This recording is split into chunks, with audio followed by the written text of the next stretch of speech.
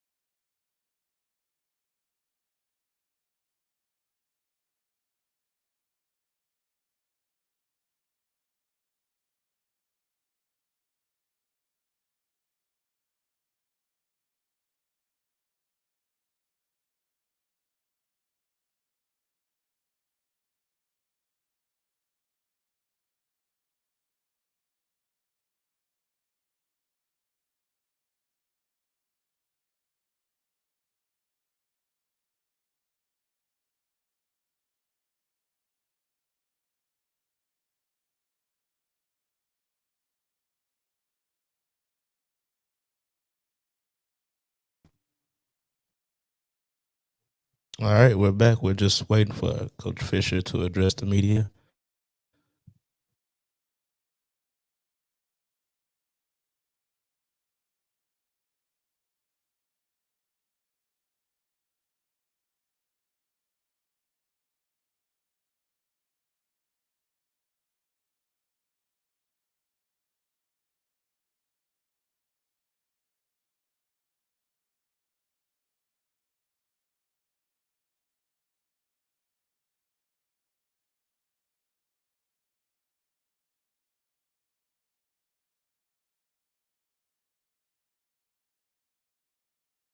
Recording in progress.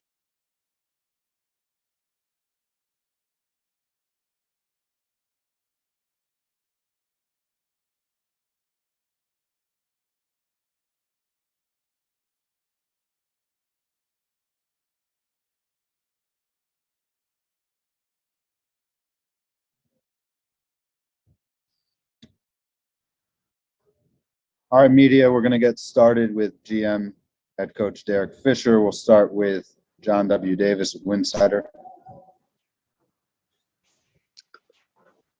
As you approach this game, Coach, I think back to a couple years ago when I remember when it was your first year coaching, and sometimes you'd have players, play, 35, 38, 40 minutes just to get the job done, to get a win.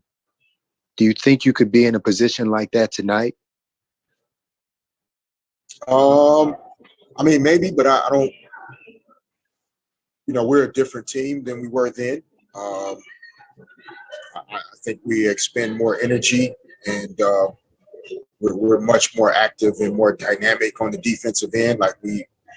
It's harder to do what we do now than that team in 2019. We're bigger. We had a bigger team. Didn't play as fast, possession to possession. So we're definitely willing to stretch the minutes of anybody that that's helping us be successful out there. But we have to pay attention to body language when players start to make mistakes. If they're not cutting as hard, not communicating as loudly, you got to try to get them off the floor for a couple minutes, where you can. To be honest, a number of our players right now aren't historically those kind of players. In 19 or even now, players that are accustomed to playing those type of minutes are your those are your core players, your franchise players, your all-stars, your big minute players they've trained their bodies and their minds to play that type of game. And we're working hard with a group they're still developing into those kind of players, where every night they have to play big minutes and perform at a high level for for the team to have a chance to win. So if we can extend minutes, we will. But we're going to try and keep some fresh bodies out there at the right time, just to see if we can keep the intensity level up. But for sure, some of the things we can do with that in mind are to, I think from my perspective, I'll be more, I think, assertive in some things offensively that we want to get accomplished. Just to make sure we're getting more quality shots.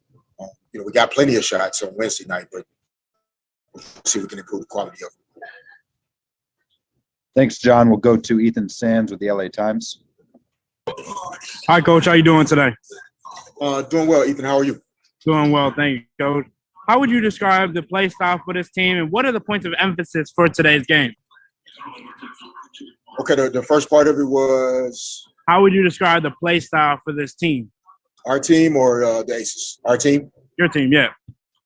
Well, this version of our team right now, we still intend to try and play the game with some pace in it. Like I said, on Wednesday night, we had 82 field goal attempts.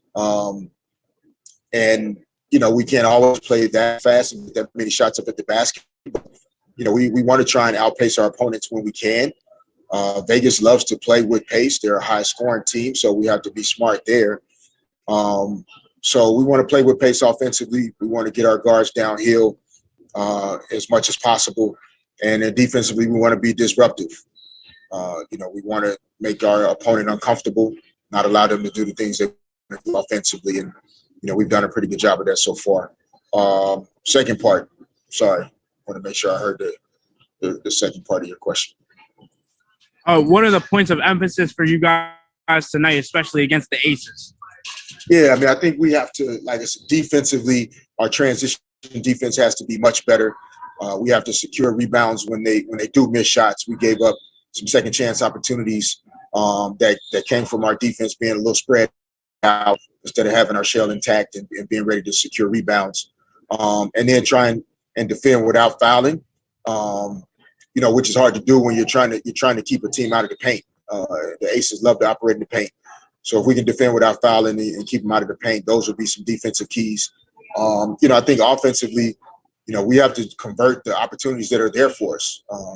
We had several shots in the paint ourselves or around the basket that we didn't convert on. We had great open looks from the perimeter that didn't go in. Some of that is, just having that confidence, take those same shots and knock them down. And then if we can put some pressure on the rim and get to the free throw line, that will allow us to get our defense set more often and try and keep this Aces team out of offensive transition. Sabrina Merchant with SB Nation. Hey, Derek. This isn't exactly related to today, but how's Jasmine been doing? Like, what has she been able to do with you guys? How has she been staying involved with the team? Yeah, Jasmine's been doing, as well as to be expected. It's battling through a setback the way she, has experienced. Like, it's not easy. But she's staying positive. She's fought back from, injury before, and her perspective is good. She stays in touch.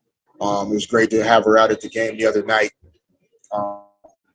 We get a chance to, players and staff, we get a chance to see her at times before practice or depending on when her physical therapy appointments are, medical appointments. But she's staying as engaged as she can, keeping her spirits up. And, we have to make sure we are going, over the top and making sure she feels connected and engaged to what we're doing. And as she gets better, which again was good to see her feeling well enough to get out to the arena on Wednesday night. As she continues to feel better, we want to have her around as much as we possibly can. She's a special person, and there's still opportunities to get better and learn the game and watch video and still prepare herself for what her future is going to look like. Amna Subban with the LA Daily News. Hey, Coach. Hi, Amna.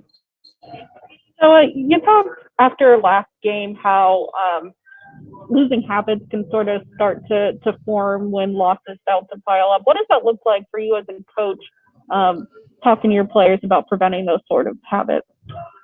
Yeah, like where, when players get tired and just like any human being, like if you're constantly receiving negative feedback, which in sports is like we're not winning, on the scoreboard, or, it's been 3, 4, 5 minutes and this game is completely turned the other way. Like that's hard to keep doing the smallest little thing. So as a coach, you're looking for, even if you're going to be late, right? Las Vegas has a good offensive possession. They swing the ball, boom, and, Raquana Williams or Kelsey Plum's going to be open. Who's still making the effort, even though we're behind by 8 or up by 12, to close out, even if you're going to be late and contest that shot? Who's still sprinting back, in transition defense, even if you're not going to get all the way back, still having multiple Sparks players sprinting back in transition defense. Wednesday night, it got quiet defensively at times, where instead of 5 players, talking, pointing, yelling, communicating with each other, it starts to get quiet. And so those are the little things you notice. One, that always tells you that, players are fatigued. Those are definitely signs of fatigue. But if you start to see it, game in, game out, for long stretches in the game, then that's when you have to just make sure those habits aren't setting in. And but that's hard to do because there's going to be some game slippage when you don't have the ability to practice as much and continue to reinforce the habits that you established during training camp and earlier in the season. So, it's a tough balance right now, but, we don't see that, setting in with our group at this point. And, they're back ready to go tonight and ready to empty the tank to try to give us a chance to win. All right. Thank you, Coach. Thank you.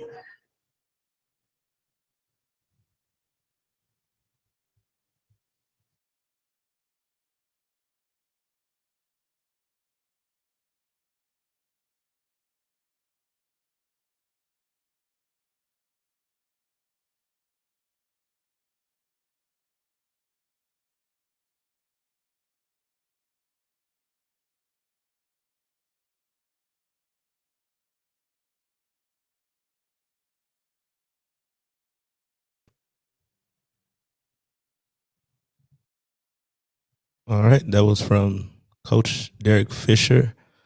I want to thank you for tuning in to this special pregame edition of the Out of Bounds Sports Podcast. We're very excited to catch this game tonight.